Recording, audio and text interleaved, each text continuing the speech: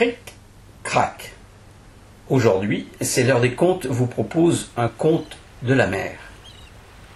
Il s'intitule Bernard Termite, apprenti pirate. Il prend place dans les mers des Caraïbes à une époque où régnaient en maître pirates et flibustiers. Sur le Terrifiant, l'équipage était vraiment abominable. Rien qu'à entendre leur nom, on avait peur.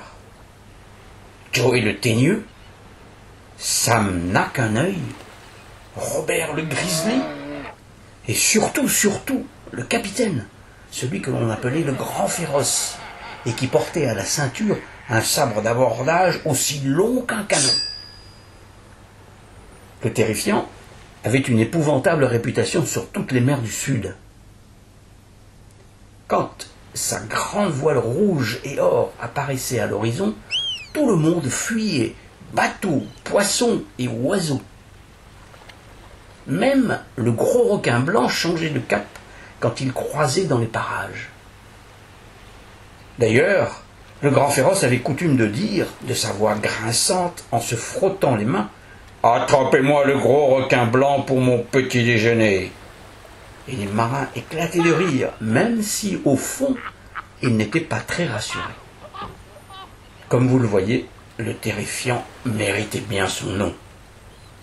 Quand les pirates accostèrent à Cortopasta, tous les bateaux du port prirent-ils la poudre d'escampette, et le Terrifiant put décharger tranquillement sa cargaison de rhum et d'or. « Plus vite, brigands des mers !» tonnait le Grand Féroce. « Nous avons encore des bateaux à couler aujourd'hui. » Les pirates se pressaient sur le quai avec leurs barils et leurs coffres remplis de trésors. C'est alors qu'une toute petite voix parvint aux oreilles du Grand Féroce. « Laissez-moi monter à bord, capitaine. Moi aussi, je veux devenir un pirate. » Le Grand Féroce regarda tout en bas, sur le quai, et il vit le petit Bernard Termite coiffé d'un foulard rouge, bandeau noir sur l'œil, couteau passé à la ceinture. « Toi, un pirate? Toi, demi-portion ?» s'étrangla le Grand Féroce. Il éclata d'un rire tellement puissant que la grand voile gonfla comme si le vent la prenait. « Moi aussi, je veux couler des navires, capitaine, » dit Bernard Termite. Mais le Terrifiant était déjà reparti au large, et la mer tout entière était secouée par le rire du Grand Féroce. Bernard Termite ne riait pas, lui. Il monta dans son petit bateau, leva la voile et s'embarqua à la poursuite du Terrifiant. Comme c'était un très habile marin, il eut tôt fait de le rattraper. « Hé, capitaine !» cria-t-il. « Déroule l'échelle, je monte à bord !» Le Grand Féroce et tout l'équipage s'accoudèrent au bastingage pour contempler la minuscule voile, la coque menue et le bambino. « Et si je refuse, avorton ?» hurla le Grand Féroce par-dessus le bruit des vagues. « Je coulerai ton bateau, capitaine !» dit Bernard Termite. Les pirates se tapèrent sur le ventre, rigolèrent comme des bossus et burent un coup de rhum à sa santé. Bernard Termite commença à faire des petits trous dans les flancs du Terrifiant avec son canif.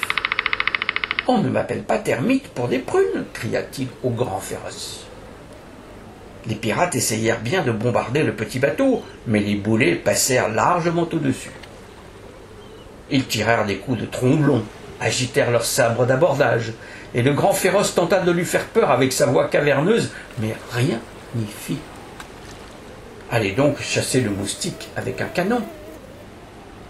Trou après trou, Bernard Termite continua tranquillement à percer la coque en bois. Le Terrifiant sombra au fond des mers du Sud, criblé de 1000 petits trous. Bernard Termite fut bon prince. Il repêcha tout l'équipage, mit le Grand Féroce au fer et se proclama immédiatement chef des pirates. « Désormais, vous m'appellerez le Petit Féroce, dit-il. » Joey le Teigneux poussa des hurrahs. Sam n'a qu'un œil l'applaudit des deux mains, et Robert le Grizzly le serra dans ses bras. Le Petit Féroce était bien le digne fils de son père, le Grand Féroce. Les bateaux des mers du Sud n'avaient qu'à bien se tenir. Cric, crac, un nouveau conte dans le sac.